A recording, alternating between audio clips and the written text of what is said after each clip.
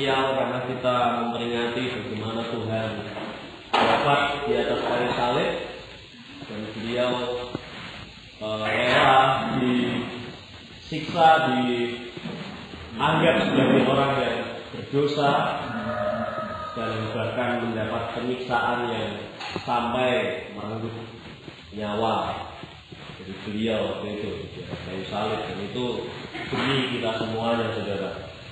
Saudara, saya rindu pagi hari ini kita memiliki spirit yang baik. Kita mau datang bukan untuk meminta atau mengambil sesuatu, tapi kita datang untuk memberi pada Tuhan. Saya ingin kita memiliki sebuah pengertian semacam itu saat kita datang dalam sebuah acara ibadah, terutama kita sedang ada di acara Jumat Agung. Tuhan sudah memberi contoh, beliau memberi dirinya bahkan sampai meninggal di atas kayu salib demi melakukan kehendak Bapa. Nah, kita pun perlu contoh hal yang demikian. Kita perlu memberi diri kita untuk melakukan kehendak Tuhan. Amin, saudara.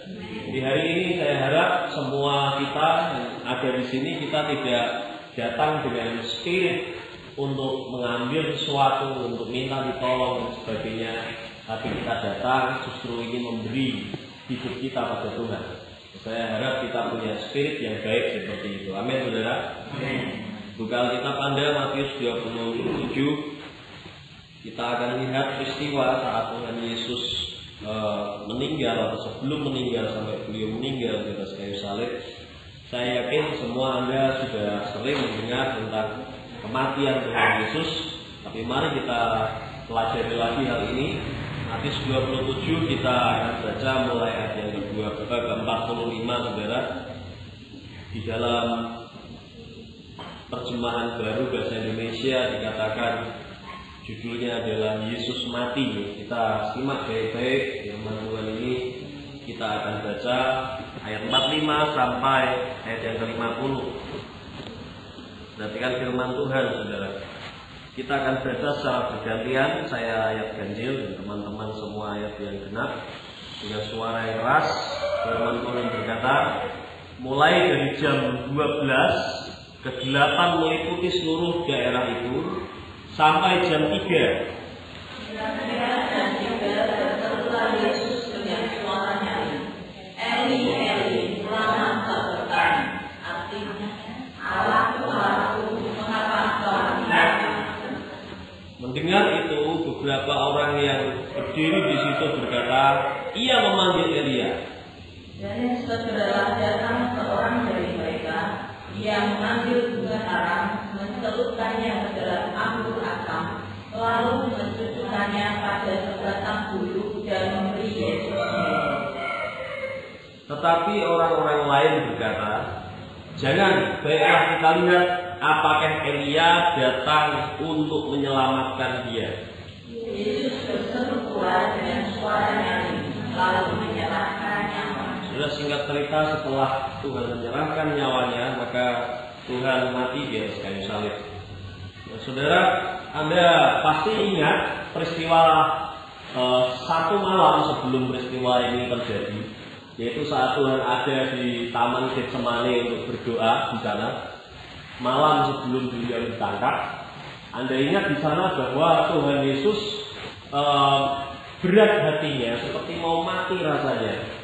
Dan beliau berkeringat sampai keringatnya itu muncul darah, betul ya? Anda ingat itu? Kemudian waktu di Taman Getsemani beliau sempat berkata demikian pada Bapa bahwa Tuhan, kalau boleh sekiranya mungkin, lalukanlah cawan ini daripadaku, betul ya? Jika sekiranya mungkin, lalukanlah cawan ini daripadaku. Tapi bukan kehendakku, melainkan kehendakmu yang jadi. Sebenarnya Tuhan hampir saja dia berkata, Tuhan kalau boleh aku yang ditugaskan untuk mati di atas kayu salib itu kalau boleh berlalu, nggak jadi.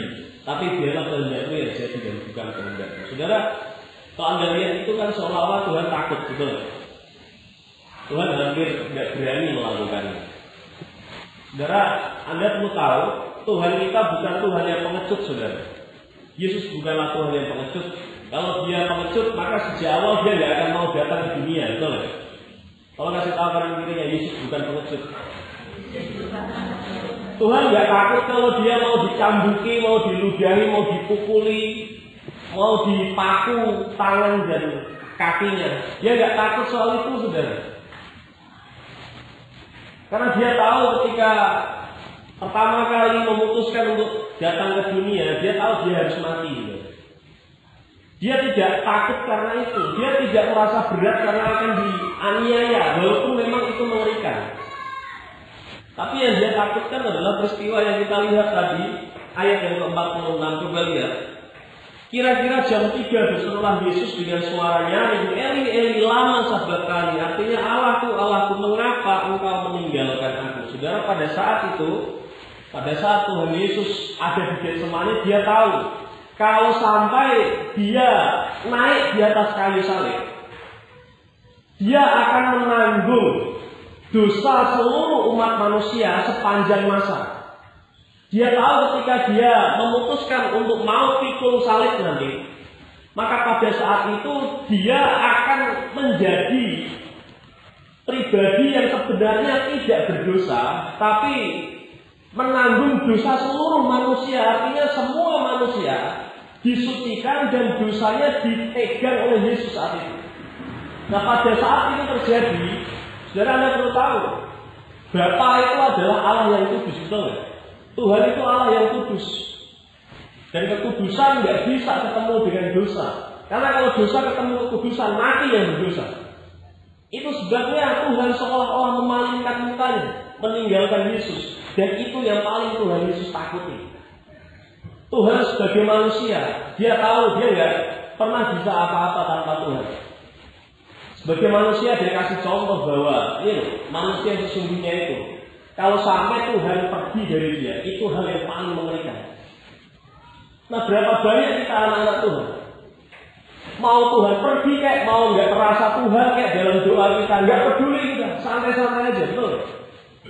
Saudara, bagi Yesus itu menakutkan, lebih menakutkan daripada dia dianiaya, dia dipukuli, diludahi, pakai mahkota duri, dipaku, ditusuk. Itu tidak lebih menakutkan daripada kehilangan Tuhan dalam hidupnya. Saudara, di hari ini saya mau berkata, berapa banyak kita anak-anak Tuhan yang kalau tidak merasakan Tuhan dalam hidupnya santai-santai aja. Saudara, kita nggak ngerti betapa itu adalah sesuatu bencana yang besar. Yesus sendiri yang dia penuh dengan roh, dia bukan manusia penuh dosa, dia Tuhan yang penuh dengan roh, manusia yang penuh dengan roh. Tapi sekali dia melihat Tuhan memalingkan wajahnya, tidak ada perkenan Tuhan dalam hidupnya. Bagi Yesus itu hal yang mengerikan. Ketika tidak ada perkenan Tuhan dalam hidupmu, itu sesuatu yang sangat mengerikan. Anda harus sadar itu. Kalau sampai hidupmu kamu berjalan sendirian tanpa ada perkenan Tuhan di hidupmu, kamu sedang ada dalam mara bahaya. Betapa banyak iblis yang bisa merekammu hari itu.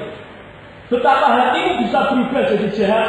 Betapa pikiranmu bisa mengarah pada sesuatu yang keliru. Betapa dosa sudah mengintipmu di depan mata.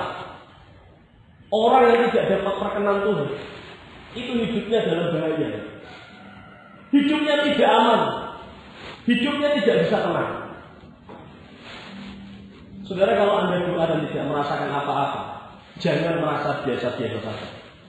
Anda harus cari dan kejar Tuhan sampai Anda dapatkan kembali jalur dengan Tuhan itu. Saya sebagai hamba Tuhan memberitahu Anda contoh yang dialami Yesus. Kenapa beliau sampai teriak Tuhan tidak bisa lakukan calon ini daripada, karena dia tidak mau sedetik pun tidak mengalami favor of God, tidak mengalami yang namanya perkenan Tuhan. Dia ingin selalu tinggal di hadapan Tuhan. Dia tidak pernah mau sedetik pun saja kehilangan Tuhan dalam hidupnya. Saudara, apakah kita punya hati yang semacam itu? Apakah Anda mau punya hati yang ada Tuhan, biasa saja? Apakah Anda mau punya hati yang istilahnya Ya hatiku marah atau jengkel atau gembira biasa saja. Bisakah Anda memiliki hati yang berkata, Tuhan, kalau sampai hatiku keliru, karena kalau sampai sikap hatiku keliru, tolong tegur aku karena aku nggak mau Engkau memalingkan wajahmu daripada. Saudara, Yesus mati di atas kayu salib. Seharusnya beliau tidak pernah ditinggal oleh Tuhan seolah-olah. Buat saudara, saya kasih tahu ya, sebenarnya Tuhan tidak meninggalkan Yesus. Tapi yang terjadi adalah dosa membuat moral daripada Yesus terdegradasi. Dia merasa Bapa meninggalkannya. Bukankah Bapa berkata, ketika Tuhan Yesus baru pertama kali dibaptis, Tuhan berkata begini dari surga. Bapa berkata, inilah anakku yang dikasih, kepadanya lah aku berkenan. Betul.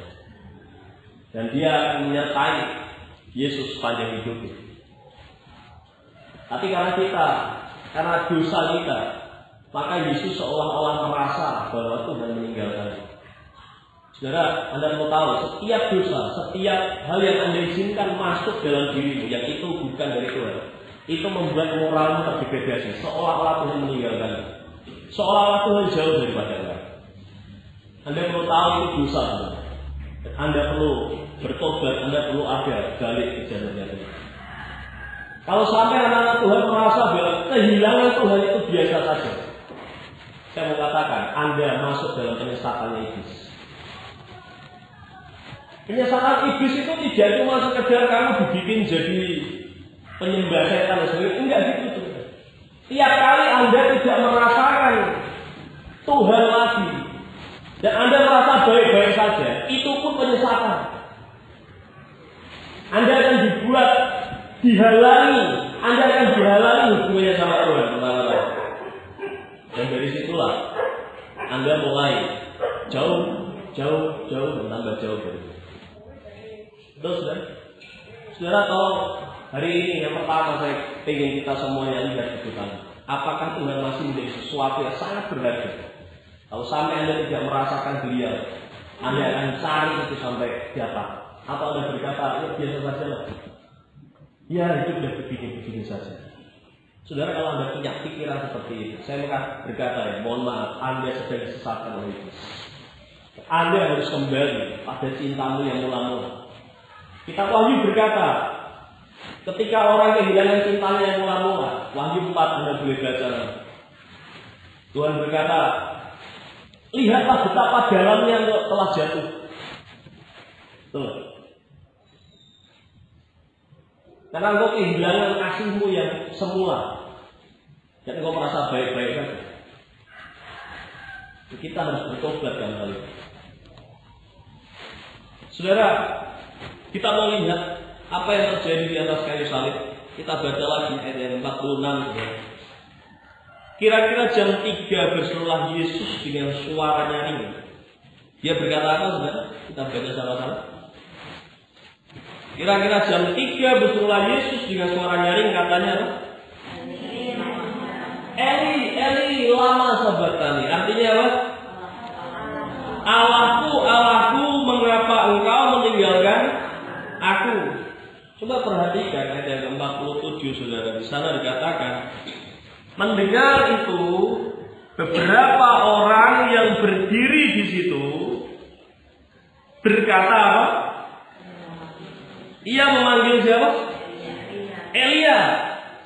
Elia itu siapa? Nabi. Masih ingat Elia? Nabi yang bagaimana? Masih ingat ya? Nabi yang tidak mengalami kematian, ya? Tapi dia diangkat ke surga, ya kan? Naik apa, saudara? Bukan kereta api ya? Nggak ada kereta api zaman itu. Kereta berapi, kereta kuda ada apinya, keren ya? Langsung diangkat naik tanpa mengalami kematian. Apalagi mujizat lainnya?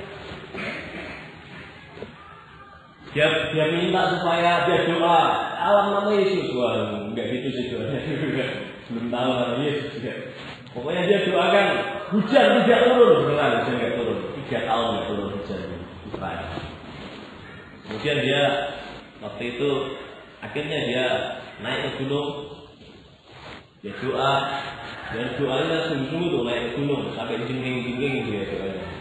Dia doakan supaya hujan turun, maka beneran hujan turun. Keren. Elia, dia bangkitkan orang mati. Elia juga membelah air sungai Yordan, itu sungai besar sekali sudah. Itu Elia, Nabi Elia, betul? Masih ingat? Sudah perhatikan ayat yang ke-46. Perhatikan saudara, kira-kira jam 3 berserulah Yesus dengan suara nyaring. Tuhan berseru apa?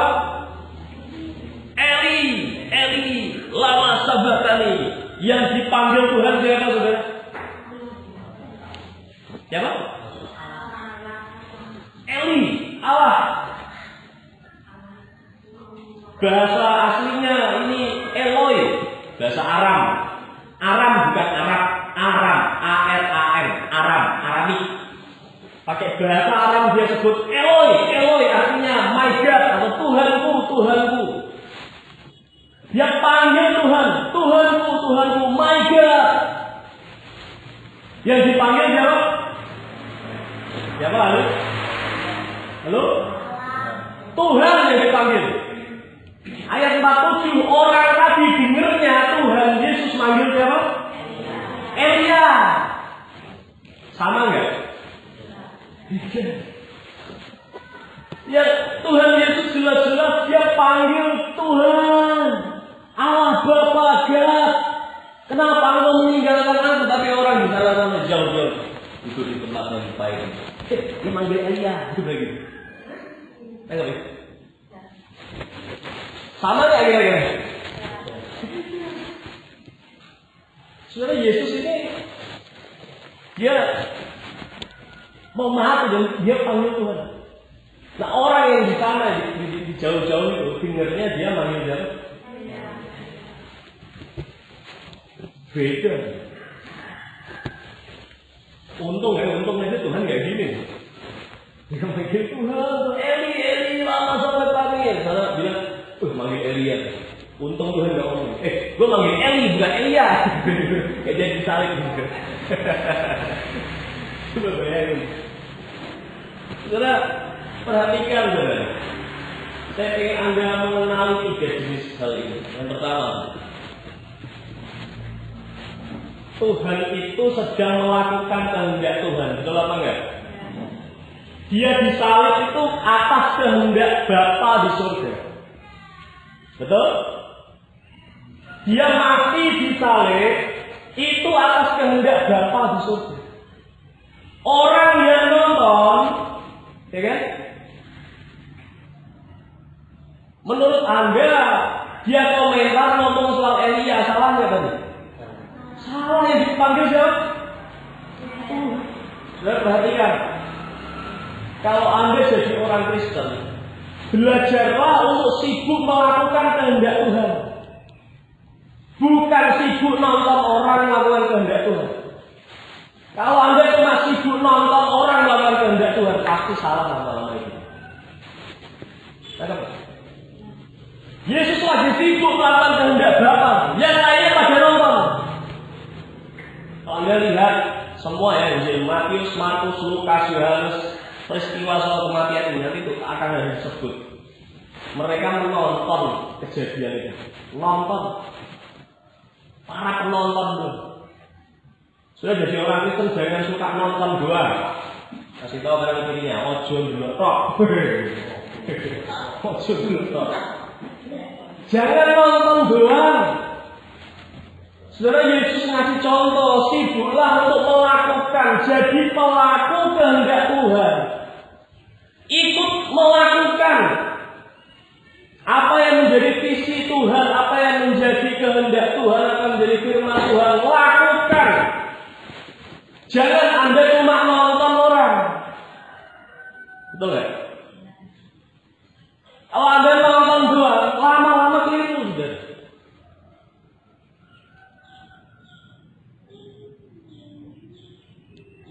Yang kedua, perhatikan dia. Aku Tuhan disalib. Yesus ngomongnya sama siapa? Yesus bicara dengan Tuhan. Betul? Yesus sedang bicara dengan Tuhan itu. Dia sebagai manusia bicara dengan Tuhan. Nah, mereka tadi yang di bawah yang ngomong, mereka ngomongin dia, ngomongin Yesus. Tahu nggak? Baca lagi kita baca. 47, 48 kita lihat. Ayat 47 ya. Mendengar itu, beberapa orang yang berdiri di situ berkata, iya siapa? Yesus. Dia bicara tentang Yesus. Ini orang-orang bicara tentang Yesus. Ayat 48 lebih ngeri lagi. Dan segeralah datang seorang dari mereka, ia mengambil bunga karang, mencelupkan ke dalam anduk asam dan mencucukkannya pada sebatang bulu dan memberi Yesus minum. Ayat 49. Tetapi orang-orang lain berkata, jangan, baiklah kita lihat apakah Elia lagi ya disebutkan. Elia datang untuk menyelamatkan dia. Saudara lihat. Mereka ngomongin Yesus, betul nggak? Jadi orang Kristen itu, mohon maaf ya, tolong belajar perbanyak bicara dengan Tuhan. Jangan kebanyakan ngomong tentang Tuhan doang. Betul nggak? Beda kan? Beda. Yang di bawah tadi ngomongin Tuhan Yesus, tapi Yesus lagi ngomong sama Tuhan. Betul nggak? Jangan jadi orang yang cuma bisa ngomong tentang Tuhan. Bisalah bicara dengan Tuhan. Itu ngefek, saudara. Betul nggak?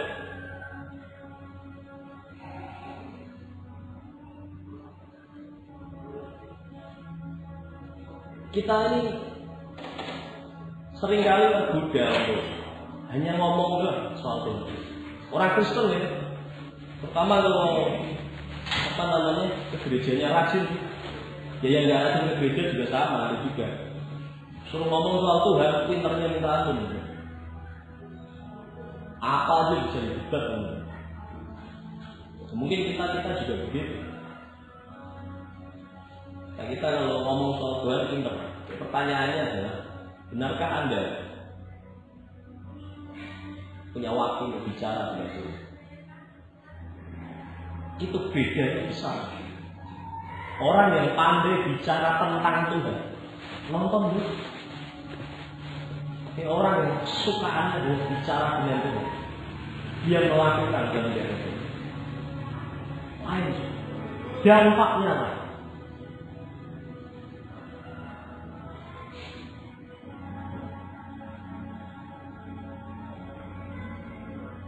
Jangan kita jadi orang gampang ngomongin. Anda bisa salah. Betul. Sudah yang ketiga yang kasih tahu. Tuhan bicara, Yesus bicara dengan Bapa di surga. Yang lain. Ngomong-ngomong, bahkan sampai istilahnya ya, itu sampai taruhan. Coba kita lihat beneran nggak cara Elia datang, itu kurang ajar. Iki wong disalib arep meninggal, betul. Coba Anda bayangin, ada orang mau meninggal, ini nggak usah disalib lah, orang terkapar di tempat tidur, misalkan itu anggota keluarganya, terkapar tempat tidur, dia ngomong, Tuhan tolong aku, sembuhkan aku, ampuni dosaku. Kemudian ada orang yang nengok, tiba-tiba yang nengok lagi ngomong, jajal. Engkau Tuhan ini seorang menyembuhkan diri. Betul. Ya berarti kan Tuhan ini bicara dengan Tuhan. Yesus ini bicara karena dia punya hubungan. Dia sedang terhubung, terkoneksi dengan Tuhan. Tapi yang lain hanya sibuk untuk mengomentari Tuhan. Yang ketiga, Anda jadi orang Kristen yang Anda perhatikan itu hubunganmu sama Tuhan. atau perhatianmu pada ngomentari orang lain. Jadi orang itu kalau ada segala sesuatu, koneknya ke atas. Hati pikiran koneknya ke atas. Ada hal yang aneh, ada hal yang menyakitkan, ada hal yang tidak enak, ada hal bencana dan datang. Koneknya ke atas. Jangan lihat orang lain. Itu oke. Anda nggak bisa jadi orang yang kuat kalau kayak gitu. Anda yang mudah lemah, sakit hati, ragu-ragu, bingung, bimbang, dan teman-temannya semua. Yesus ngajar, bahkan bencana paling mengerikan dihadapi. Koneknya ke atas. Dia enggak bilang, aduh sakit tolong. Dia betul lah. Bencana paling besar sekali. Dan dia sendirian. Iya, dia sendirian. Di sampingnya, di sekitarnya, anak buahnya, murid-muridnya kabur semua, betul ya? Dia sendirian. Dia ditinggal, badannya remuk semua, mentalnya drop, dia menanggung dosa seluruh umat manusia. Bayangin malunya kayak apa? Betul? Anda habis melakukan dosa, malu nggak? Malu kan? Dosamu diri loh, saudara. Dosa sekali mungkin. Dan Yesus menanggung dosa seluruh umat manusia sepanjang masa. Betapa malunya orangnya sangat drop waktu itu, betul ya? Tapi dia nggak nengok kanan kiri, aku yang nggak yang mau nolong aku nggak gitu. Dia lakukan, dia connect ke atas. Dia cuma ngomong sama Tuhan.